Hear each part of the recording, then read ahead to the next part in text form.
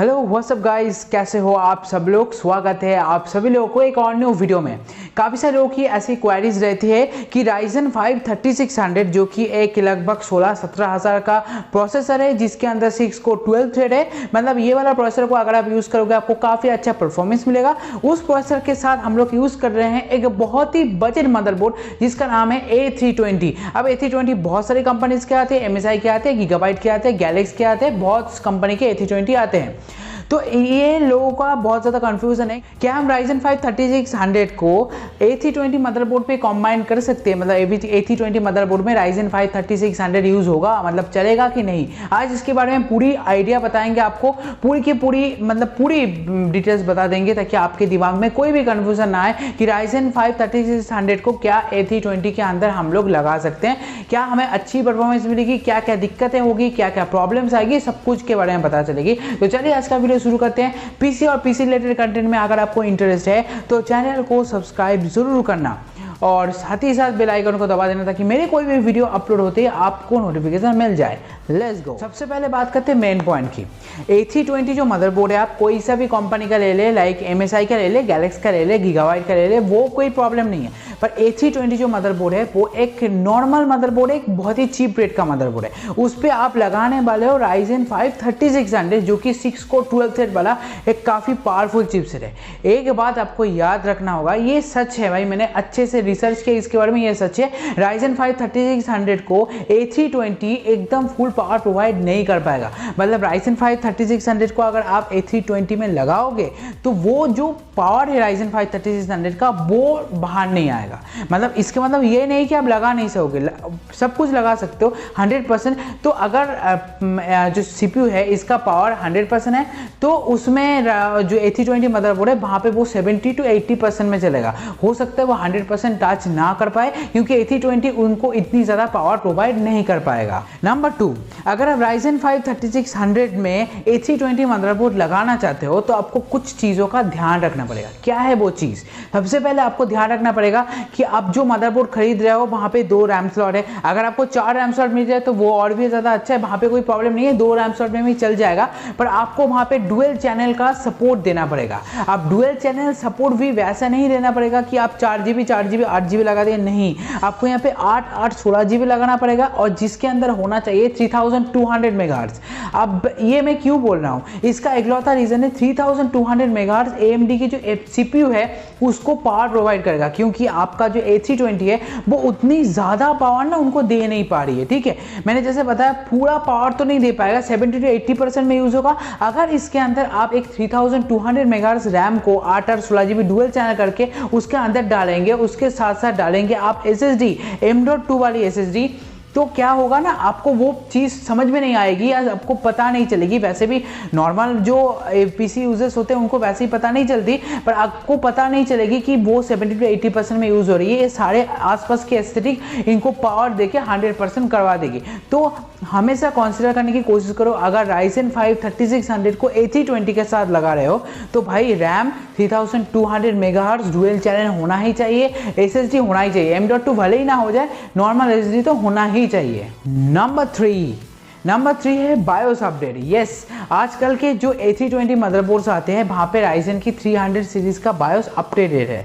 हाँ, ज़्यादा केस में अपडेट रहता है। तो अगर आप A320 मदरबोर्ड परचेस करने की सोच रहे हो बिकॉज ऑफ Ryzen 5 3600, तो भाई जो दुकानदार है जहाँ से खरीद रहे हो वहाँ पे अच्छे से देख लो कि बायोस अपडेट किया हुआ है कि नहीं। अदरवाइज आप घर में आओगे, असेंबल करोगे, दबा के सब काम करोगे और कंप्यूटर बूट नहीं होगा भैया। ये चीज़ देख लेना, ये चीज़ ना बहुत ज़्यादा दिक्कत करती है। Ryzen की 3000 सीरीज़ का बायोस अपडेटेड होना चाहिए, तब जाके Ryzen 5 3600 का जो कि कंपेटेबल हो जाएगा, अदरवाइज ये बूट नहीं होगा। और ऐसा भी नहीं कि काफ़ी सारे लोग सोचते कि चलेगा ही नहीं, भाई चल जाएगा।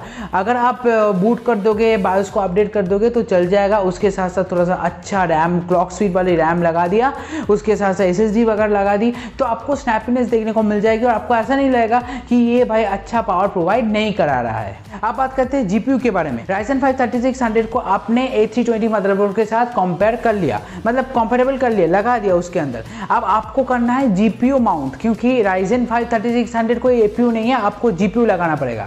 हो सकता है आप पहली बार के लिए कहीं से ढूंढ के 710 GT 710 ला के लगा दिए कि भाई मुझे जो कंप्यूटर में इमेज आना चाहिए ताकि मैं कंप्यूटर को यूज़ कर पाऊँ, वो अलग केस है। पर अगर आप चाहते हो तो इस वाले मदरबोर्ड के ऊपर लिटरली RTX 2060 to 2070 भी लगा सकते हो। मैं मजाक नहीं कर रहा हूँ, इस वाले मदरबोर्ड में वो सब पावर दिया हुआ है कि मैं रिकमेंड करूंगा आपको, पर फिर भी आप RTX 2070 भी लगा सकते हो, पर मैं रिकमेंड करूंगा 1050 Ti, RX 570, RX 580, 1660, 1660 super, 1660 Ti, या आने वाले टाइम में RTX 3050, RTX 3050 Ti, ऐसा चीज़ों को आप लगा सकते हो। अगर वो कंपेटेबल हो जाए तो तब लगा सकते हो।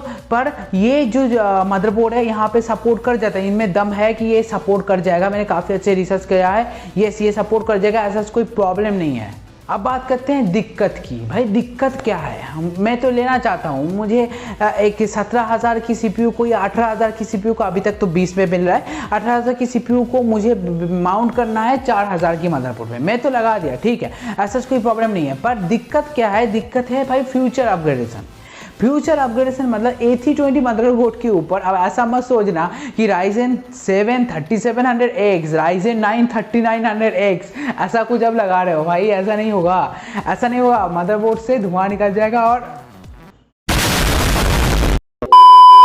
तो भाई आप फ्यूचर अपग्रेड नहीं कर सकोगे। काफ़ी सारे लोग मदरबोर्ड इसीलिए परचेस करते हैं थोड़ा सा हाई ग्रेड मदरबोर्ड, ताकि वो वहाँ पे छोटा सा जो CPU है उसको लगाने के बाद कुछ साल बाद जाके चेंज कर पाए, एकदम से चेंज करके न्यू CPU पे शिफ्ट हो पाए।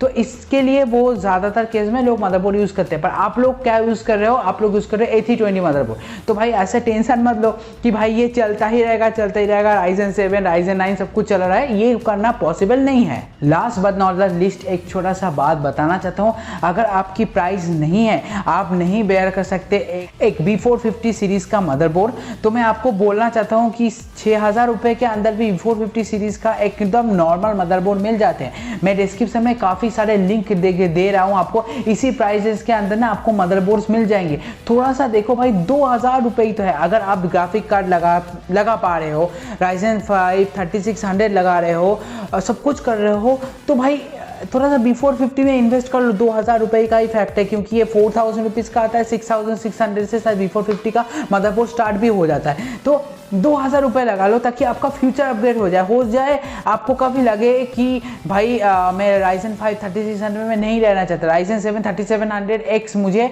जो कि कम पैसे में मिल रहा है, सेकेंड हैंड मिल रहा है, तो मैं वहाँ पे जाना चाहता हूँ। वो आप A320 के ऊपर नहीं कर पाओगे, ये ऑनेस्ट बात है, आप नहीं कर पाओगे। तो मेरा मानना है कि थोड़ा सा प्राइस लगा के B450 में चले जाओ ताकि फ्यूचर अपग्रेडेशन हो जाए। सबसे अच्छा फ्यूचर अपग्रेडेशन तो है भाई B550, क्योंकि आने वाले टाइम में 5600X जो भी आप लगाना चाहते हो वहाँ पे ही लगाओगे। पर आप बजट बिल्डर हो तो मुझे वही कंसिडर करना पड़ेगा आपको के लिए। तो नीचे डिस्क्रिप्शन में ना काफ़ी सारे लिंक दिया हुआ है, तो वहाँ पे जाके थोड़ा सा ढूंढो कि कौन सा B450 चीपेस्ट B450 बेसिकली आप ले सकते हो। तो इस वीडियो के लिए इतना ही। मैंने थोड़ा सा एक्सप्लेन कर दिया कि Ryzen 5 3600 क्या A320 मदरबोर्ड के साथ कंपेयर हो सकता है, गेमिंग एक्सपीरियंस मिल सकता है। तो मेरे हिसाब से सब कुछ झकास हो सकता है, पर फ्यूचर अपडेट की थोड़ी कमी है। अच्छे से बायोस को अपडेट कर लेना, उसके साथ साथ जो कंपोनेंट्स है उसको भी थोड़ा तगड़ा लगाना, ताकि वो सब कुछ मिला के एक 20 PC बन जाए। तो इस वीडियो के लिए इतना ही। देखने के लिए बहुत बहुत धन्यवाद। PC रिलेटेड वीडियो अगर आप देखना चाहते हो, चैनल को सब्सक्राइब करो। बार बार बोल रहा हूँ, सब्सक्राइब करो। सब्सक्राइब किए बिना कुछ नहीं होगा, आप मुझे देख ही नहीं पाओगे। इस वीडियो के लिए इतना ही। Good bye.